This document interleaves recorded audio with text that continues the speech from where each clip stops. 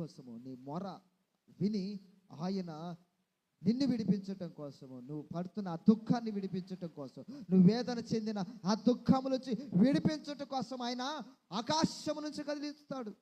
ఈరోజు నన్ను చెప్పాలి, ధైర్యంగా నువ్వు చెప్పాలి. మీ దేవుడు అంత గొప్పవాడా అని నిన్ను అడిగితే చెప్పగలిగిన మాట ఏంటో తెలుసా? అవును, నేను నమ్ముకున్న దేవుడు చాలా గొప్పవాడు. ఎంత గొప్పవాడంటే, నేను కన్నీటితో, బాధతో, వేదనతో ప్రార్థన చేస్తే ఆయన నించొని చూసేవాడు కాదు, ఆయన మౌనంగా ఉండేవాడు కాదు. నేను ప్రార్థన చేస్తే పరలోకంలో ఉన్న దేవుడు సైతము, ఆయన సైతము నా బాధను చూడటానికి వస్తాడు ఆయన. హల్లెలూయా, హల్లెలూయా.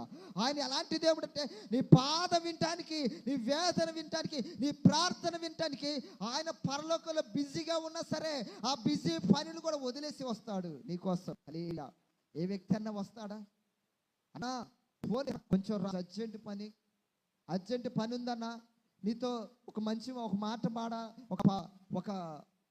ఒక మాట చెప్పాలి, నాలో ఒక వేదన ఉంది, నాలో ఒక దుఃఖం ఉందన్నా, నీతో పంచుకోవాలనిపిస్తుందన్నా, అన్నా ఒకసారి రాన్నా అంటే ఏమంటాడు తెలుసా?